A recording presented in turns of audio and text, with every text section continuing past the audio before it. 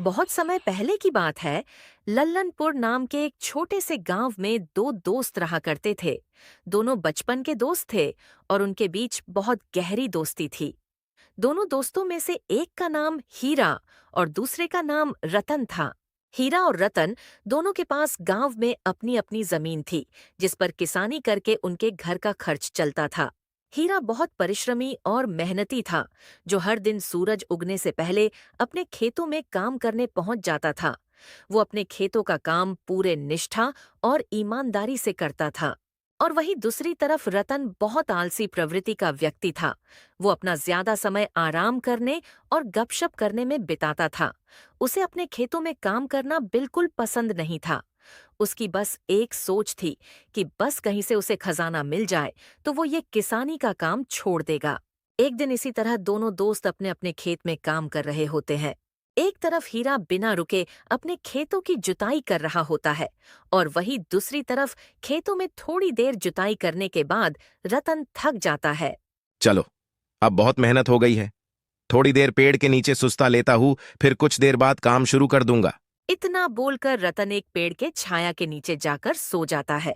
देखते देखते शाम हो जाती है तो हीरा उसे उठाने आ जाता है। अरे उठो रतन भाई, कितना सोओगे? शाम हो गई है, घर नहीं जाना है क्या? हीरा की आवाज सुनकर रतन उठ जाता है। हाँ बोलो ना हीरा भाई, कोई काम था क्या? नहीं भाई, कोई काम नहीं था। परंतु लगता है तुम आज भी सुस्ताने के नाम पर सो गए थे और आज भी तुमने अपने खेत की जुताई का काम खत्म नहीं किया है। नहीं भाई, काम तो शुरू कर दिया था, पर थोड़ा थक गया था, इसलिए सुस्ताने यह आ गया था और पता ही नहीं चला कब सो गया। परंतु आज के लिए वैसे बहुत काम कर लिया है। बस एक दो दिन में पूरे खेत का काम हो जाएगा। और बताओ, तुम्हारे खेतों का क्या हाल है? मेरा भी समझो हो ही गया है, बस थोड़ी जगह का बाकी है, वो कल सुबह जल्दी आकर कर दूंगा। और बस फिर एक बार वापस पूरे खेत में हाथ घुमा दूंगा। फिर परसों से बीजों की बुआई का काम शुरू कर दूंगा। अगर ऐसी बात है तो कल मैं भी सुबह जल्दी आकर खेत की जुताई का काम शुरू कर दूंगा, ताकि परसों से तुम्हारे साथ बीजों की बुआई कर सकूं। चलो फिर अभी घर चलते हैं। कल सुबह जल्दी आना है तो खाना वगैरह खाकर जल्दी सोना होगा। फिर क्या था, रतन बिना अपने खेतों में काम किए अपने घर के लिए हीरा के साथ निकल पड़ता है।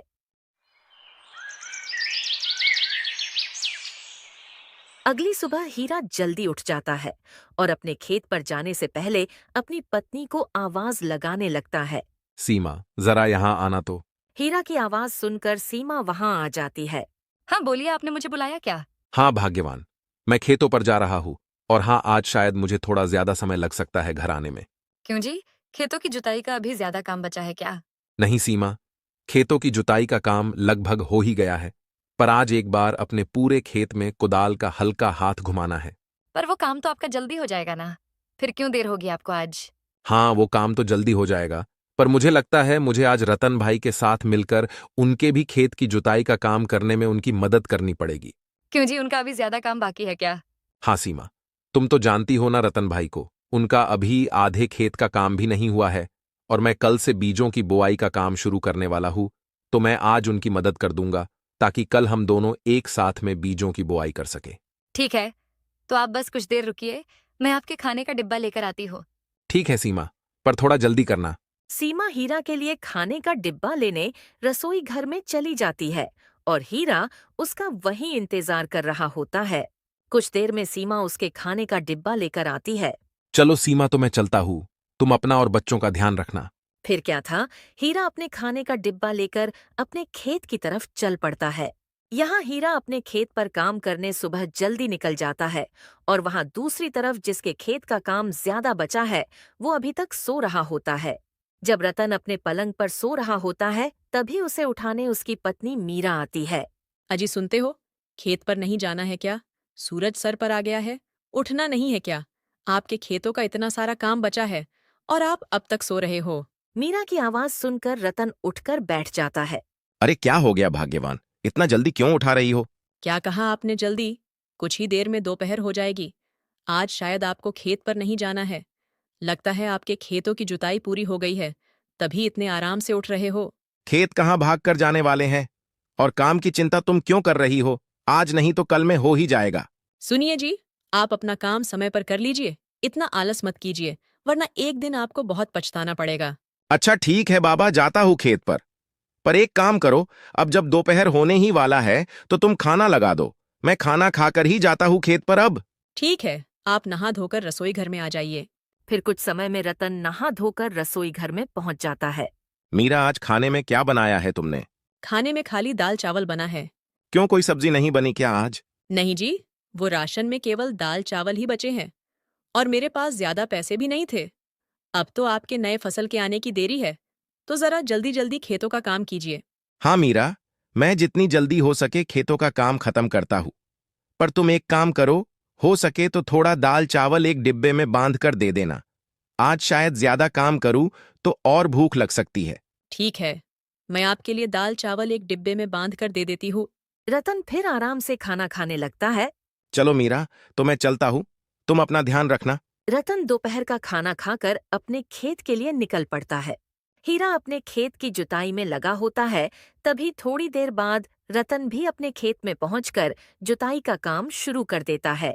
कुछ देर बाद हीरा दोपहर का खाना खाने एक पेड़ के नीचे जाकर बैठता है।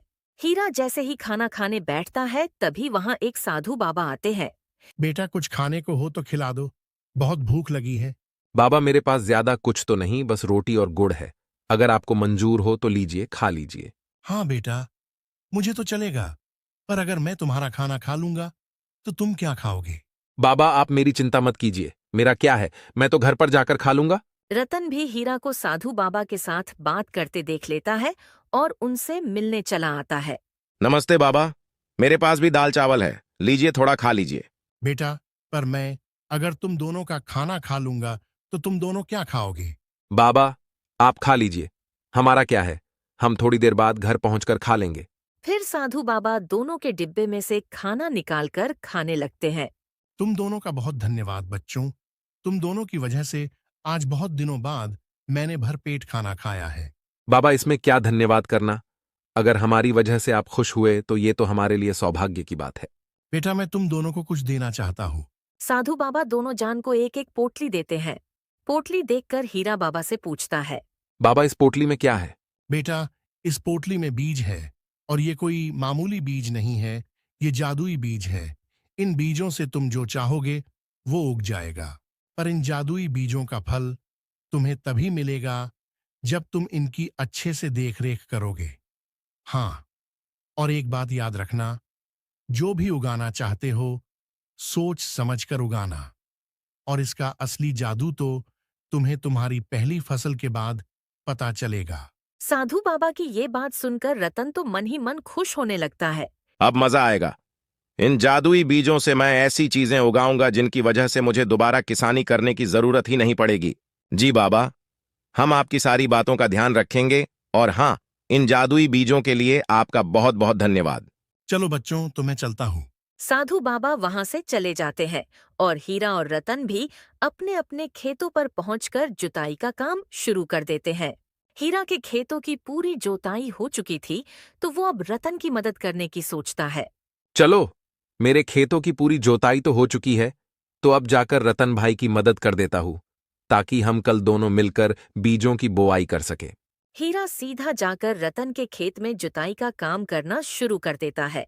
देखते ही देखते दोनों पूरे खेत की जुताई कर देते हैं। हीरा भाई, तुम्हारा बहुत बहुत धन्यवाद, तुम्हारी वजह से मेरे भी खेत की जुताई हो गई। अब कल मैं इन जादुई बीजों की बुआई कर दूंगा। इसमें धन्यवाद कहने की कोई जरूरत नहीं है भाई, कल हम दोनों मिलकर अपने अपने खेतों में इन जादुई बीजों की बोआई करेंगे। हाँ भाई, कल तो बहुत मजा आने वाला है, पर भाई बाबा की बात याद है ना, हम जो चाहेंगे वो उगा सकते हैं। तो तुमने कुछ सोचा है या नहीं? नहीं भाई, मैंने ऐसा तो कुछ नहीं सोचा है, मुझे तो बस अच्छी फसल से मतलब है। हीरा की ये बात सुनकर रतन सोचने लगता है। भाई, तुम्हारा तो नहीं पता, पर मैंने तो सोच लिया है कि मुझे क्या चाहिए, और अगर मेरे खेतों में वो चीजें उग गईं तो मेरा तो जीवन सफल हो जाएगा। क्या हुआ रतन भाई, कहाँ खो गए? याद है ना बाबा ने क्या कहा था, अगर हम इन्हें प्यार और मेहनत से सींचेंगे तो ये हमें बहुत कुछ देंगे। मैं तो कल सुबह जल्दी आकर इन्हें अपने खेत में बोने वाला हूं। हीरा भाई, परंतु ये तो जादुई बीज है ना, तो हमें इतनी मेहनत करने की क्या जरूरत है? मुझे तो नहीं लगता कि एक बार इनको बोने के बाद हमें इनकी ज्यादा देखभाल करने की आवश्यकता है। रतन भाई, परंतु साधु बाबा ने साफ साफ कहा था कि प्यार और मेहनत के बिना कुछ नहीं मिलेगा, और अगर तुम भी चाहते हो कि ये तुम्हें अच्छा फल दे तो तुम्हें इनकी अच्छे से देख रेख करनी होगी। ठीक है भाई, मैं बीजों को बोने के बाद इनकी अच्छे से देख रेख करूंगा। चलो फिर घर चलते हैं और कल सुबह जल्दी आ जाना। आज की तरह सो मत जाना। फिर क्या था, दोनों वहां से अपने अपने घरों के लिए निकल पड़ते हैं।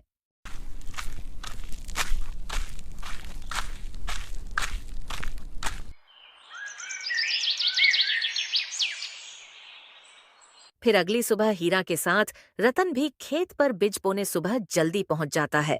दोनों फटाफट से अपने अपने खेत में जादुई बीजों की बुआई कर देते हैं।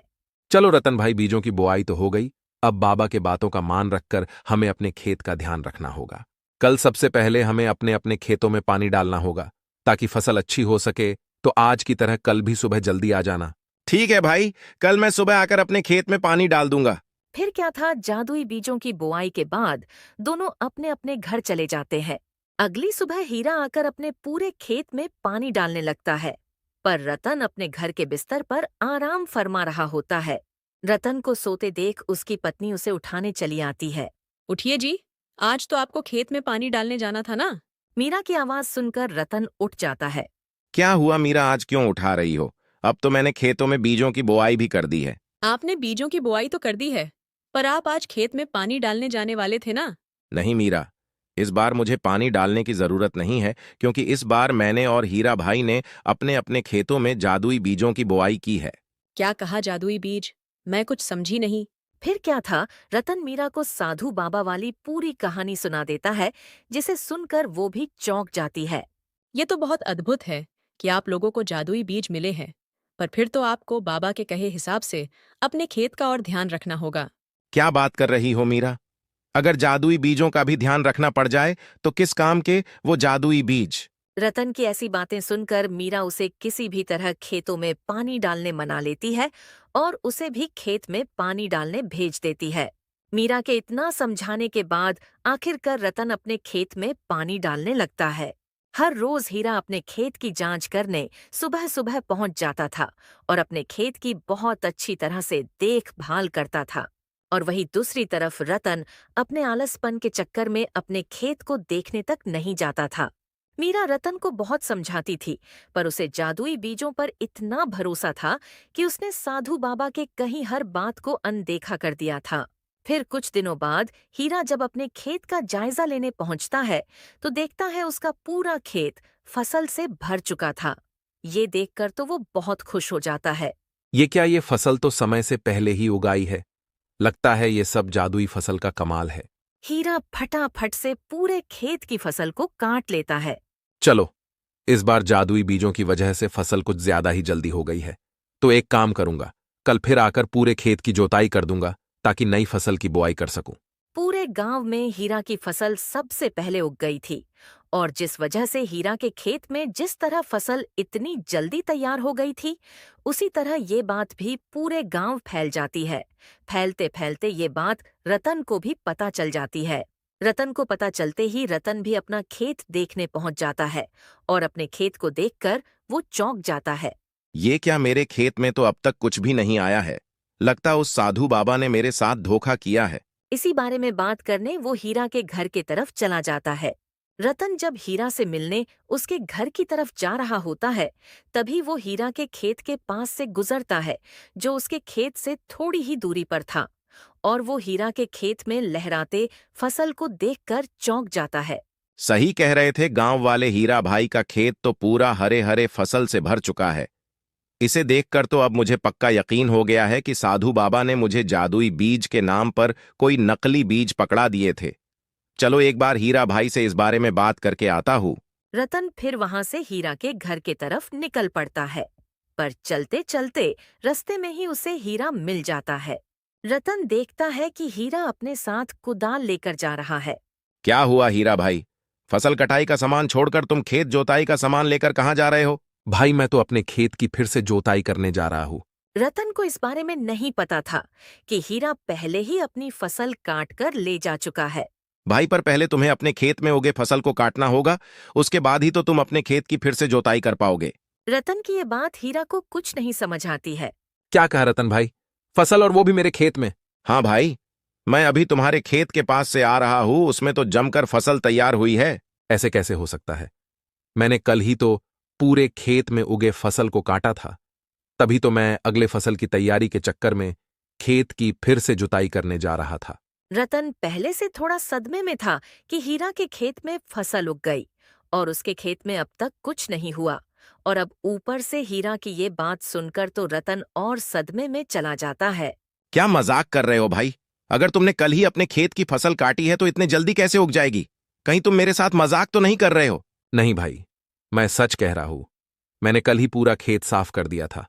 मैंने सोचा जादुई बीजों की वजह से मेरी इस बार की फसल जल्दी तैयार हुई है, तो फिर से खेत की जोताई करके नए बीजों की बुआई कर दूंगा तो अच्छा रहेगा। भाई, पर तुम्हारा खेत पूरा फसल से लहलहा रहा है। अगर तुम्हें मेरी बातें झूठ लग रही हैं तो चलो चलकर देख लो। हीरा और रतन तुरंत हीरा का खेत देखने निकल जाते हैं। खेत पर पहुंचकर हीरा खेत को देखकर अचंभित रह जाता है। ऐसे कैसे हो सकता है? मैंने कल ही तो फसल की कटाई की थी। मुझे लगता है ये सब जादुई बीजों का कमाल है। इन्हें मैं जितने बार काटूंगा ये फिर से उग जाएंगे। बाबा ने कहा था कि एक फसल के उगने के बाद तुम्हें इन बीजों का असली जादू देखने मिलेगा। रतन को हीरा की बातों पर विश्वास नहीं हो रहा था, तो उसने भी एक फसल को निकाल कर देखा। पर उसने जैसे ही वहां से फसल निकाली, वहां फिर से थोड़ी ही देर में एक और फसल आ गई। इस चीज को देखकर दोनों की आंखें खुली की खुली रह गईं। हीरा भाई, ये तो चमत्कार हो गया। पर मेरे साथ बाबा ने धोखा किया है। उन्होंने तुम्हें जादुई बीज दिए हैं और मुझे जादुई बीज बोलकर नकली बीज दे दिए हैं। क्यों भाई, तुम्हारे खेत में कुछ नहीं होगा क्या? नहीं भाई, अब तक तो कुछ भी नहीं हुआ है। खेत जैसे का तैसा है। रतन भाई, याद है बाबा ने कहा था इन बीजों से हम जो चाहे इन बीजों से वही उगेगा। तो मैंने तो फसल के उगने की इच्छा की थी, इसीलिए ये उगे है। वैसे तुमने क्या उगने की इच्छा की थी? भाई, मैंने तो जादुई बीजों से हीरा उगाने की इच्छा की थी, पर अब तक तो कुछ नहीं हुआ है।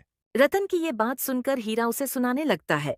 क्या रतन भाई, तुम किसान हो और तुम्हें ये भी नहीं पता कि हीरा बीजों से नहीं उगता है? तो तुमने क्या सोचकर हीरा उगने की इच्छा की? भाई, पर बाबा ने कहा था ना कि हम जो चाहे उगा सकते हैं। पर याद करो, भाई बाबा ने यह भी कहा था कि कोई भी चीज उगाने की इच्छा करने से पहले सोच समझ कर उगाना। हीरा की ये बात सुनकर रतन को बाबा की बात याद आती है और वो पछताने लगता है। भाई, पर अब मैं क्या करूं? हीरा उगाने की लालच में मैंने सारे जादुई बीज बो दिए हैं और अब मेरे पास कुछ भी नहीं है। शायद मुझे अब फिर से साधारण बीज बोने पड़ेंगे। नहीं भाई, तुम्हें साधारण बीज नहीं बोने पड़ेंगे। मेरे पास कुछ जादुई बीज है, वो मैं तुम्हें दे सकता हूं, पर एक शर्त पर कि तुम अपना आलसपन छोड़कर अपने फसल की अच्छी देखरेख करोगे और इन बीजों से अनाज उगने की इच्छा करोगे, ना कि हीरे। ठीक है भाई, मैं वादा करता हूं कि मैं अपना ये आलसपन छोड़ दूंगा और अब अपनी फसल की बहुत अच्छे से देखरेख करूंगा। तो दोस्तों, इस तरह अपने आलस और लालच के चक्कर में रतन ने अपने हाथ से इतना बड़ा और सुनहरा मौका खो दिया था। परंतु हीरा ने उसके सच्चे दोस्त होने का रिश्ता निभाया और उसकी मदद की। दोस्तों, इस तरह की और शानदार कहानियां देखने के लिए हमारे इस चैनल को जल्द से जल्द सब्सक्राइब कर लीजिए।